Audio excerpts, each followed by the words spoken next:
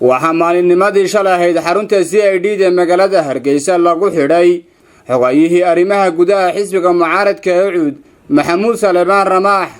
xadhiga mas'uulkaasina waxaa maanta si adag uga hadlay mas'uuliyiin isugu jirta heer qaran iyo heer gobol oo maanta shir jaraa'id wadajir ku qabtay xarunta xisbiga mucaaradka ee Ucud ku leeyahay magaalada Boorama.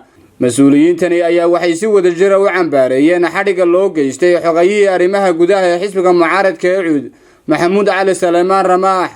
waxaan leenahay Ramaax wuxuu ku tusuntan yahay gobolkan.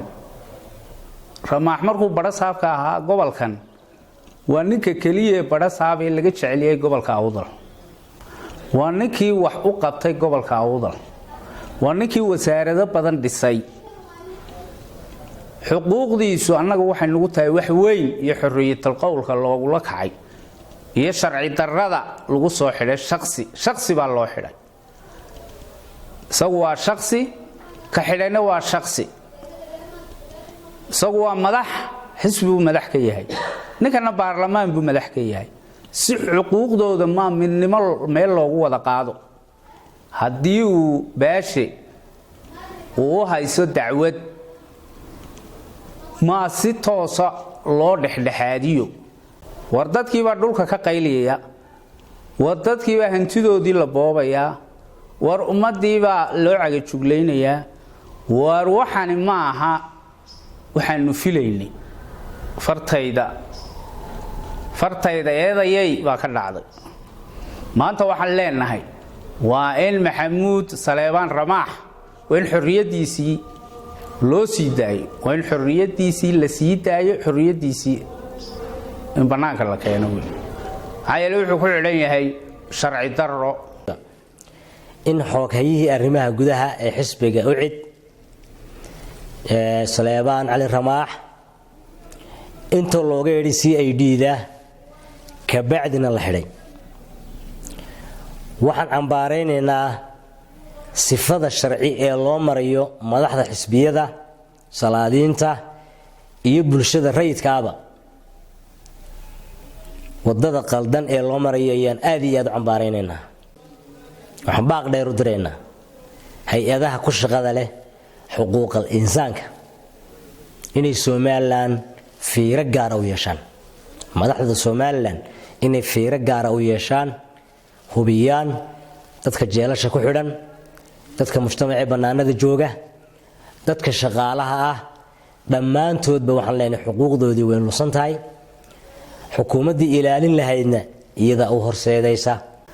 waxaan u aragnaa in khalad lagula kacay, in caburin ay tahay, inay tahay ka xoog weyni. waxa weeyaan waxaanu leenahay anagu hadal sii badin mayno. waxaanu ka codsanaynaa cidda xidhatay inay xornimadiisa u soo celiso, in laga daayo dadka hanjabaada, in laga daayo xadhiko aarsiga. kulayto xukuumaddu waxay ku fiican tahay inay qiimayso shicibkuna uu qiimeeyo. laakiin haddii la is eriyado waa foolxumo. dadkana lagu tacadiyo, qofkii hadlana la qabsado, wareerku wuu badan yahay. adeer ninka waxaan leenahay waxa loo soo celiyo xorriyadiisii. xukuumadda waxay ku xoqonaysaa ama ay marinaysaa hadal ay baashe labadooda dhex maray oo isaguna ka jawaabay. Ramaax wuxuu ku suntan yahay 6 gobol ee Soomaaliland buu ku suntan yahay inuu barasaab ka noqday.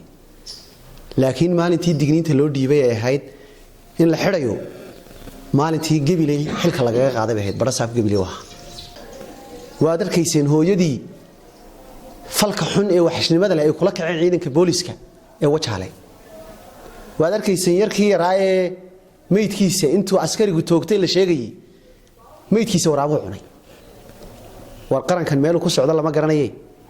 waxaan leeyahay haddii sidaynu ku sii jirno ciidankii booliska cidi la hadlay malaha hadii saxaafadii la xidhay oo siyaasiyiintiina la xidhay malaha dadka jeelasha qaadi doonee jeelasha Somaliland waxaan leeyahay hal buuxiyo hal biiriyo nama qaadayaan.